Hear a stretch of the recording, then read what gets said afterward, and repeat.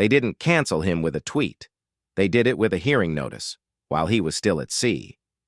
In September 1952, as Chaplin sailed to England with his family, the U.S., Attorney General announced that when he tried to return, immigration officials would detain him for a hearing to decide whether he was readmissible. The government refused to say exactly why it would question his right to re-enter. The press speculated about moral turpitude and political suspicion, and some Hollywood columnists openly celebrated the idea that America might finally lock him out. Chaplin protested that his re-entry permit had been issued and accepted in good faith, and he expected the government to honor it. That moment is the crack at the center of this story, because Chaplin wasn't merely a movie star. He was a global symbol. Yet behind the Tramp was a life that kept colliding with scandal, courtrooms, and political paranoia hard enough to turn comedy into suspicion. Authorities kept files on him, and his name became a public battleground during the Joan Barry paternity storm and the Mann Act prosecution that followed. In that era, an accusation could stain deeper than an acquittal. And here's what makes it feel unreal. It all began with a child who had almost nothing. A poor boy in London learned to perform not as a hobby, but as a lifeline. He became a film pioneer, helped found United Artists to protect creative control, and made masterpieces that still define silent-era emotion. Then, after nearly 40 years living and working in United States, he was warned he might not be allowed back. So this isn't simply kids versus now. It's the transformation from a workhouse kid into the most beloved clown alive, and then into the foreign-born icon America decided it needed to interrogate. Chaplin was born in 1889, the child of music hall performers. That sounds romantic until you remember what music hall meant for the working poor. Unstable pay, hard drinking, brutal competition, and a thin line between applause and hunger. When his father died early and his mother's health collapsed, Chaplin and his brother were forced to fend for themselves while they were still children. Poverty wasn't a mood in the Chaplin story, it was the set design. He learned the stage early. As a small boy, he stepped in during one of his mother's performances, a moment retold so often because it explains everything that comes later. Even before he could fully understand the adult world, he understood a crowd. He knew how to hold it, tease it, rescue it from boredom, and then squeeze laughter out of tension. By around 9 or 10, he was touring with a juvenile dance act called the 8 Lancashire Lads, winning attention as a tap dancer. It wasn't child star glamour. It was child labor with better lighting. His teens sharpened the contradictions. Still poor, still unstable, yet already developing a professional discipline that most adults never master. He took roles in theater and learned the craft beyond cheap laughs. Then came the pivot that changed his entire timeline. In his late teens, Chaplin joined the Fred Carnot Company, a famous pantomime and sketch troupe that trained performers like athletes. Timing, slapstick, facial control, and physical storytelling were drilled into him until it became muscle memory. Touring with Carnot took him to America, bigger stages, bigger money, and an exploding new machine called the motion picture. That contract pulled him toward California and into the assembly line of early comedy film. In November 1913, he joined Keystone Film Company under Mack Sennett. Within months, he wasn't just another comic in a crowded studio. He was experimenting with a screen persona that could travel without language. The Tramp wouldn't be born as a single invention. It would be assembled from hunger, embarrassment, dignity, and survival. Everything that boy from London already knew. The timing mattered. America was building a new kind of entertainment empire, and the camera loved performers who could tell a story with their bodies. Chaplin's Carnot training meant he could communicate a whole emotional argument without a single word. He also had something rarer, the ability to make humiliation look like heroism. The Tramp could get kicked out of a restaurant and still walk away with dignity in his posture. That tiny defiance coming from a man who had once actually been hungry is why audiences didn't just laugh, they attached. Once the Tramp clicked on screen, the rise stopped being a possibility and became a countdown. Once Chaplin entered the Keystone world, the rise was fast. In 1914, audiences saw the first version of the Tramp costume on screen, and it landed like a new language. By 1915, he was already moving between studios for bigger money and, more importantly, more freedom. Chaplin pushed to write, direct, and shape every frame because he understood that the Tramp's power lived in precision. A glance too long and the joke turned cruel. A stumble too clumsy and the character turned stupid. He wanted the Tramp to be funny and wounded at the same time, and that ambition pulled him toward longer, richer stories. Then, in 1919, he made a move that terrified the industry. He helped found United Artists with Mary Pickford, Douglas Fairbanks, and D.W. Griffith. The message was simple and dangerous. Studios didn't own them. They would distribute their own films, keep creative control, and keep the producer profits. In a business that survived by controlling talent, Chaplin helped talent control the business. Around that era, he delivered landmark films that expanded what comedy could hold. The Kid mixed slapstick with heartbreak, City Lights turned romance into silent poetry, and Modern Times made The Factory itself into a monster you could laugh at. Each success increased his power, and each success also increased the appetite to police him. Even when sound films took over, he resisted the easy route and kept the Tramp essentially silent, betting that the character's universality mattered more than trend. When he finally used speech openly, he used it for impact. The great dictator turned his fame into a warning about fascism. But the fall doesn't start with a single bad film. It starts with pressure. Chaplin's private life became tabloid sport. His divorces turned messy and public, and the courtroom became a second stage where lawyers and columnists rewrote his image for headlines. Hollywood didn't just watch his work anymore, it watched his bedroom. By the early 1940s, that voyeurism curdled into something sharper.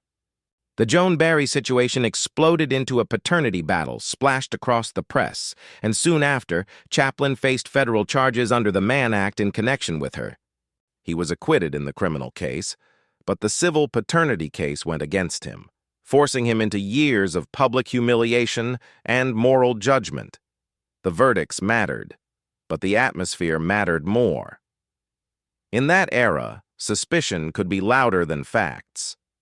In the late 1940s, the country's mood hardened. Anti-communist hysteria turned politics into a loyalty test, and Chaplin, foreign-born, outspoken, and unwilling to wrap himself in patriotic slogans on demand, was an easy symbol. Even his humanism was read as suspicion. The machine of fear started to grind his name down, turning art into evidence and jokes into proof. And that's the pivot into his now. Chaplin was still making films. He was still brilliant. But the country he had entertained for decades was starting to look at him like a problem to be solved. The darkest twist in Chaplin's story isn't that he was criticized, it's that criticism became policy. In 1952, Chaplin left the United States for what looked like an ordinary trip. He sailed to England for the London premiere of Limelight, a bittersweet film that reached back toward the music hall world that raised him. But before the ship had even finished its passage, news hit like a slap. The U.S. Attorney General announced Chaplin would be detained on his return for a hearing to decide whether he was allowed back in. The government did not publicly lay out its reasons. That silence acted like gasoline on every rumor that had ever been attached to his name. Here's the emotional truth that rarely gets said out loud. A hearing like that wasn't just paperwork. It was a public humiliation ritual. It told the audience, before a single question was asked, what kind of man they were supposed to believe he was. In the Cold War climate, questioning a famous foreigner was a show of force, and Chaplin had already been framed for years as morally suspect and politically untrustworthy. He had never become a U.S. citizen, and politicians and commentators treated that fact as its own accusation. Chaplin's response was restrained, but you can hear the fracture in it. He said he had applied for his re-entry permit in good faith, accepted it in good faith, and expected the United States to recognize its validity. Yet the message was clear. The welcome mat had been pulled away. For a man whose entire life was built on reading a room, Chaplin read the room perfectly. Instead of returning to the country that was preparing to interrogate him, he chose to stay away. That decision changed his now forever. Chaplin settled in Switzerland and became, in effect, an exile from the place where he had built his studio and most of his legend. The exile wasn't only geographic, it was practical. He had spent decades with his own working method, his own team, his own control. Now he was older, displaced, and forced to work with strangers in rented studios. The loss of a home base turned filmmaking from confidence into strain. You can see that strain in the tone of the later work. Limelight plays like prophecy, a performer terrified that the crowd will move on and leave him behind. A King in New York turns satirical and sharp, daring to ridicule the paranoia and political intolerance that had shaped the era. The jokes feel less like entertainment and more like testimony. And then the story does something cinematic. Decades later, the same industry that once treated him like a suspect invited him back as a living monument. In 1972, Hollywood honored Chaplin with an honorary Oscar. The applause that greeted him became part of awards night legend, less like a celebration of one film and more like a public act of repair. That's the dark truth. Chaplin wasn't pushed out because he stopped being brilliant. He was pushed out because brilliance doesn't protect you when a society decides you symbolize something it's afraid of. Here's where we land, and we'll say it plainly. Chaplin is a giant of cinema. Not important, not influential, but foundational. He helped define what film acting could be when you strip away dialogue and leave only movement, timing, and emotion. He fought for creative independence when studios expected stars to behave like employees. And he used comedy to talk about poverty, hunger, machines, and dictators at a time when most entertainers were paid to distract you from those things.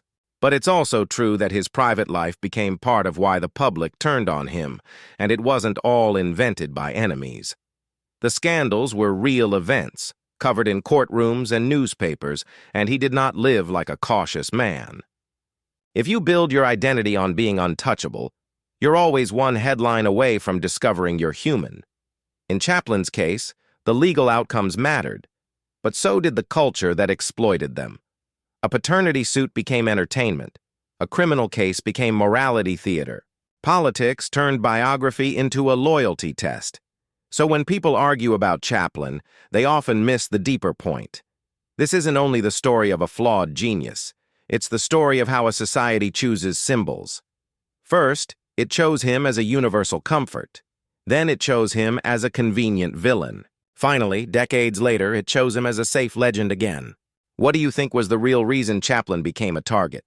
Was it his scandals, his politics, or the fact that he refused to be owned?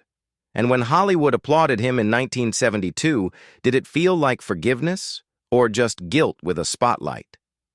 There's also a quiet irony for kids versus now audiences. Chaplin's now wasn't just adulthood, it was exile, reinvention, and survival under suspicion. A child shaped by instability built a character who insisted on dignity, and that dignity threatened people who wanted art to be obedient. If this story teaches anything, it's that fame doesn't erase vulnerability. It simply changes who gets to weaponize it. Chaplin's life is often edited into two neat reels: the laughing genius and the scandalous exile. But the real story is messier, and that mess is why it still matters. The boy from London never stopped fearing abandonment. He just learned to hide the fear under a hat, a cane, and a smile that could break your heart. When you watch the Tramp shuffle forward, you're watching Chaplin's argument with the world. He gets knocked down, humiliated, accused, and misunderstood, and somehow he keeps moving. Sometimes the movement looks like hope. Sometimes it looks like defiance. In 1952, he stopped walking back toward America because walking back meant begging to be accepted. In 1972, he walked onto a stage again and accepted the applause, not as a man asking for permission, but as a man reclaiming a lifetime. And that's the legacy. Not just the films, but the warning.